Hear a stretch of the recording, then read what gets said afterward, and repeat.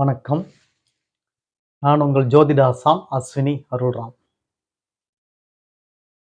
ஆடி அமாவாசை தற்பொழுது நிகழவிருக்கிறது. வருகின்ற புதன்கிழமை ஆடி அமாவாசையை கொண்டாடப் போகிறோம். இந்த ஆடி அமாவாசையை எப்படி கொண்டாடுவது? இந்த ஆடி அமாவாசையின் சிறப்புகள் என்ன ஐயா? அப்படின்னு சொல்லி நமது பார்வையாளர்கள் சப்ஸ்கிரைபர் கேட்டுக்கொண்டதுக்கு இணங்க இந்த ஆடி அமாவாசை பற்றி இன்னைக்கு நாம பார்த்துடலாம்.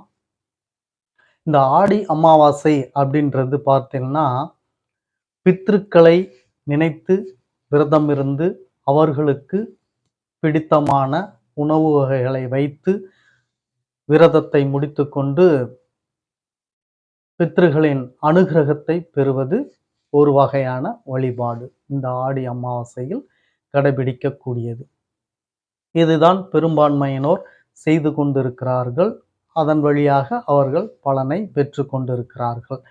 அதை அல்லாமல் இன்னொரு விதம் இந்த ஆடி அமாவாசை சிறப்பு வாய்ந்தது, தனித்துவம் வாய்ந்தது அப்படின்னு சொல்லலாம். என்ன அப்படின்னு சொல்லி பார்த்தோம்னா, அம்மனை வழிபாடு செய்வது இந்த ஆடி அமாவாசையில் மிகவும் சிறப்பை தரும் அப்படின்றது பல பேருக்கு தெரியாத விஷயமாகத்தான் இருக்கிறது. ஆடி அமாவாசை அன்று அம்மனை வழிபாடு செய்பவர்களுக்கு பூரண நலன் உண்டாகும், சௌபாக்கியம் கிடைக்கும், ஐஸ்வர்யம் கிடைக்கும் அப்படின்ற உண்மை பல பேருக்கு இன்றைக்கு தெரியாமல் இருக்கிறது. இவை எப்படி, இந்த அமாவாசையின் சிறப்புகள் என்ன, ஜோதிடத்தில் அமாவாசை எப்படி இருக்கிறது, இதையெல்லாம் இந்த பதிவில் நாம் பார்க்க போகிறோம். பதிவுக்குள்ளே போகிறதுக்கு முன்னாடி புதிதாக நமது சேனலை பார்த்துக்கிட்டு இருக்கிறவங்களுக்கு ஒரு சில வார்த்தைகளை சொல்லிட்டு போயிடலாம். உறவுகளே, நீங்கள் உங்களது நண்பர்கள், உற்றார் உறவினர்கள், சொந்த பந்தங்கள் மற்றும் அக்கம் பக்கத்தில் உள்ள அத்துணை நபர்களிடமும் நமது சேனலை எடுத்து சொல்லி அவர்களை சப்ஸ்கிரைப் செய்ய சொல்லுங்கள். நாம் ஸ்ரீ ஜெயகௌரி ஜோதிடாலய நிறுவனம் ஒன்றை நடத்தி கொண்டு வருகிறோம். அந்த நிறுவனத்தின் வழியாக இல்லாதவர்களுக்கும் இயலாதவர்களுக்கும் ஏழை எளியவர்களுக்கும் நம்மால் முடிந்த உதவிகளை செய்து கொண்டு வருகிறோம். அது மட்டும் அல்லாது ஆலயப் பணிகள், இறை தொண்டுகள், ஹோமம் வளர்ப்பது, வேள்வி வளர்ப்பது போன்ற நற்காரியங்களையும் நாம் செய்து கொண்டு வருகிறோம். நாம் செய்யும் இந்த செயல்களினால் கிடைக்கப்பெறக்கூடிய புண்ணியங்கள் அத்துணையும் கௌரி ஆன்மீக சேனலின் பார்வையாளராக இருக்கக்கூடிய உங்களுக்கும் உங்கள் குடும்பத்தாருக்கும் கட்டாயம் கிடைக்கும் என்பதில் மாற்று கருத்து வேண்டாம் உறவுகளே. எனவேதான் சொல்கிறேன், எல்லோரிடத்திலும் எடுத்து சொல்லி அவர்களை சப்ஸ்கிரைப் செய்ய சொல்லுங்கள். முதலில் பார்த்து கொண்டிருக்கக்கூடிய நீங்கள் சப்ஸ்கிரைப் செய்து விடுங்கள். அருகில் இருக்கக்கூடிய பெல் பட்டனை ப்ரெஸ் பண்ணிக்கோங்க. லைக் பண்ணுங்க, ஷேர் பண்ணுங்க. இப்போ பதிவுக்குள்ள போகலாம் வாங்க உறவுகளே.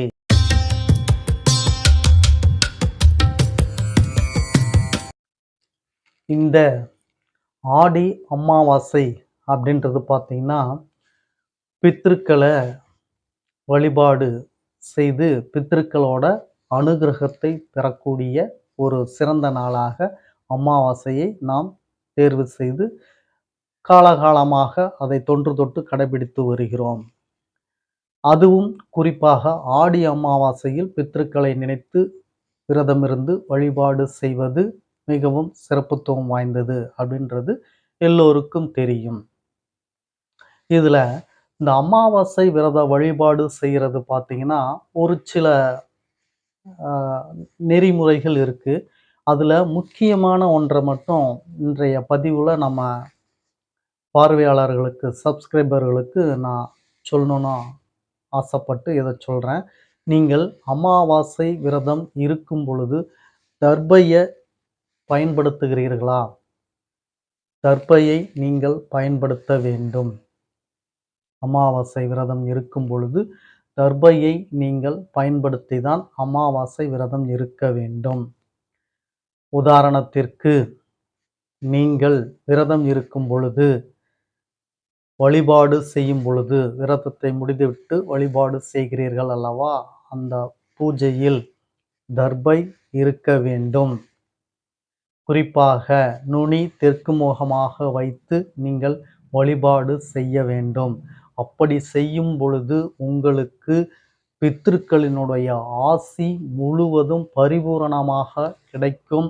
கோபதாபத்தில் இருக்கக்கூடிய ஆன்மா கூட மனம் இறங்கி வந்து உங்களுக்கு பகைமையை போக்கி நட்பு பாராட்டி மனம் முழுவதும் மனப்பூர்வமாக நீங்க வைத்திருக்கக்கூடிய தின்பண்டங்களை, உணவுப் பொருள்களை உண்டு உங்களுக்கும் உங்கள் சந்ததிகளுக்கும் வாழையடி வாழையாக வாழ வேண்டும் என்று மனப்பூர்வமாக ஆசீர்வாதம் செய்துவிட்டு போகக்கூடிய ஆன்மாக்கள் அதை வரவேற்பதற்குண்டான தர்பை மிகவும் பலம் வாய்ந்தது, சக்தி வாய்ந்தது அப்படின்றத நீங்க தெரிஞ்சுங்க. இந்த ஆன்மாவை அந்த சக்தி, ஆகர்ஷண சக்தியின் வடிவாக அந்த ஆன்மா எண்ணத்தையும் சிந்தனையும் உங்களை நோக்கி இழுத்து கொண்டு வருவதற்கு இந்த தர்பை மிகவும் முக்கியமானது.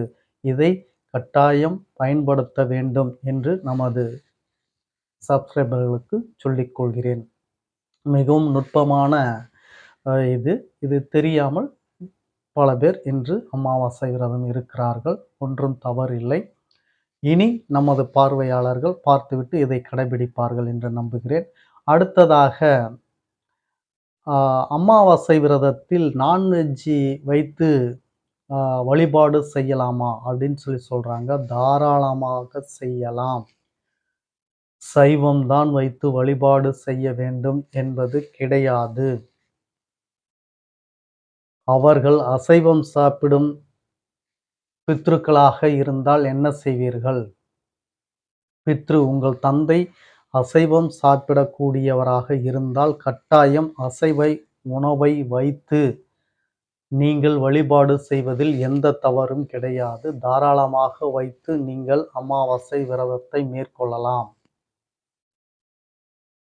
அமாவாசை விரதம் என்பது பித்ருக்களுக்கு என்ன பிடிக்கும் என்பதை வைத்து அவர்கள் வந்து அதை உண்டு மனமகிழ்ந்து நமதை வாழ்த்திவிட்டு செல்ல வேண்டும் என்பதற்காக கடைபிடிக்கக்கூடியதுதான் அமாவாசை விரதம். சைவம் சாப்பிடுபவர்களுக்கு சைவத்தை வைத்து வழிபாடு செய்வார்கள். அசைவம் சாப்பிடுபவர்களுக்கு அசைவத்தை வைத்து வழிபாடு செய்வார்கள். அவ்வளவுதான் விஷயம். அமாவாசை என்று அசைவம் புழங்கக்கூடாது என்பது விதி அல்ல.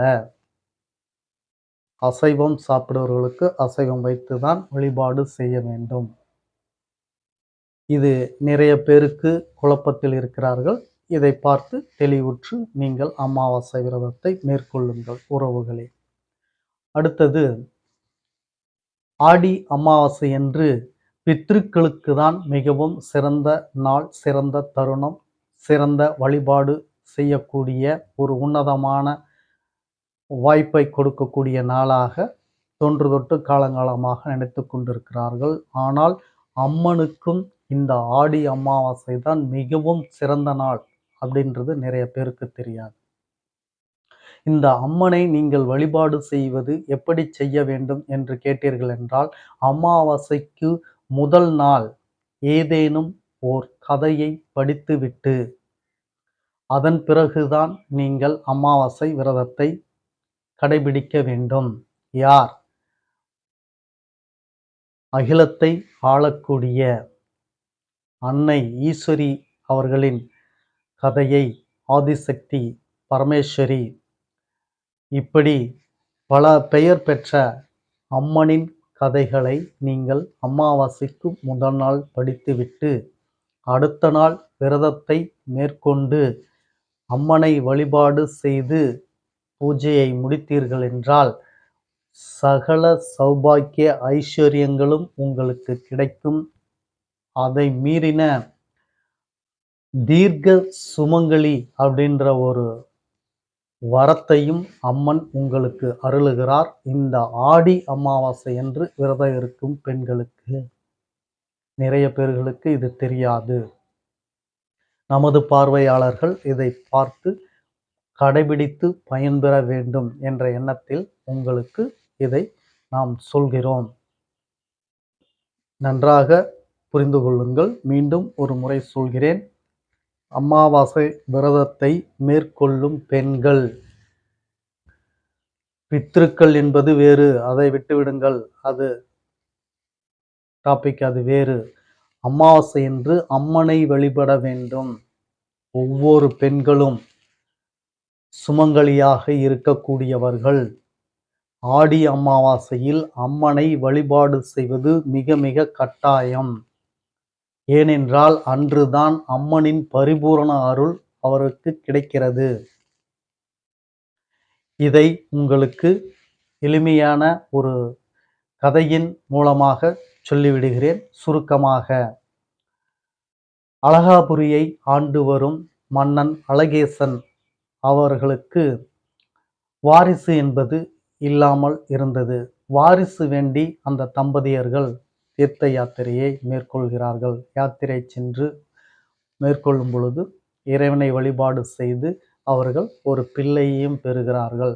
சிறந்த ஆண்மகனாக அழகனாக அவர் அவதரித்து வளர்ந்து வருகிறார். அப்பொழுது ஒரு நாள் அழகேச மன்னனுக்கு ஒரு அசரீரி சொல்கிறது, உன் மகன் இளமை பருவம் அடைந்தவுடன் இறந்து விடுவான் அப்படின்னு சொல்லி ஒரு அசரீரி சொல்கிறது. இதை கேட்டவுடன் மன்னன் வெகுவாக மன உளைச்சலுக்கு உட்பட்டு மிகவும் வருத்தத்துடன் இருக்கிறார். இதற்கு என்ன செய்யலாம், ஏது செய்யலாம் என்று ஆலயம் தோறும் சென்று வழிபாடு செய்கிறார். இறைவனை நினைத்து தன்னுடைய குறைகளை கொட்டி தீர்க்கிறார். அப்படி ஒரு ஆலயத்திற்கு சென்று வழிபடுவதுதான் அன்னை காளியின் ஆலயம். அந்த ஆலயத்தில் சென்று வழிபடும்போது அங்கு ஒரு அசரீரி கேட்கிறது, உன் மகனை இறந்த பின்பு ஓர் பெண்ணுக்கு மணமுடித்து வைத்துவிடு, அவளது மாங்கல்ய பலம் உன் மகனை காப்பாற்றும், உயிர் பெற வைக்கும் அப்படின்ற ஒரு அசரீரி கேட்கிறது. அதேபோல் இளைஞனும் அந்த பையனும் வளர்ந்து இளைஞனானான். அதேபோல் ஒரு நாள் இறந்து போனான். இறந்து போன பிறகு மன்னர் ஒரு பெண்ணை தேடி மணமுடித்து வைக்கிறார். அந்த பெண் ஒரு நிர்கதியாக நிற்கக்கூடிய ஒரு பெண்ணாக இருக்கிறாள். தந்தை தாயை இழந்துவிட்டு உற்றார் உறவினர் சொந்தத்தின் அரவணைப்பில் வளர்ந்தவள். சொந்த பந்தமும் கடைசியில் ஏசி பேசி அவரை கைவிட்டு துரத்தி அடிக்கிறது. நிர்கதியாக நிற்கக்கூடிய அவளை பார்த்துதான் அந்த மன்னர் தனது மகனுக்கு மணமுடித்து வைக்கிறார். மணமுடித்து வைத்துவிட்டு இரவோடு இரவாக இடுகாடு, அதாவது சுடுகாடுக்கு வந்து அவர்களை அனுப்பி வைத்து விடுகிறார். இரவென்று இருப்பதனால் அவர் தெரியாமல் காலை விடிந்ததும் அவர் தனது கணவனை பார்க்கும் பொழுது இந்த நிலையில் இருக்கும் பொழுது அவர் மிகவும் வருந்தி அழுது புலம்பி துடித்து, எல்லோரும் என்னை கைவிட்டு விட்டார்கள், புது உறவு எனக்கு கிடைத்துவிட்டது, கணவன் என்ற உறவு, இதுதான் ஒரு பெண்ணுக்கு நிரந்தரமான உறவு, அப்படிப்பட்ட உறவை நீ எனக்கு கொடுத்திருக்கிறீர்கள் என்று மனமகிழ்ந்து இருக்கும் வேளையில் அந்த உறவையும் பறித்து கொண்டாயே என்று சகல தெய்வங்களையும் சபித்து கொண்டு திட்டிக் கொண்டு ஆத்திரத்தில் இப்படி இருக்கும் பொழுது ஒரு கொஞ்ச நேரம் கழித்து உணர்கிறார், நாம் கடவுளை நிந்தித்து என்ன நன்மை ஆகப் போகிறது, கடவுளை வருந்துவோம் என்று கடவுள்களிடம் மீண்டும் எல்லா கடவுளையும் நினைத்து கெஞ்சுகிறாள், கூத்தாடுகிறாள். அப்படி கெஞ்சும் போது அவளின் குமுறல் கதறல் சத்தம் கேட்டு அகிலத்தை ஆளும் அன்னை ஈஸ்வரி பரமேஸ்வரி வந்து காட்சியளித்து ஈசனின் அருளோடு அந்த ஆண்மகனை உயிர் பெறச் செய்து அவளுக்கிடம் ஒப்படைக்கிறார். அப்படி ஒப்படைத்த நாள் ஆடி அமாவாசை ஆன அந்த நாள்.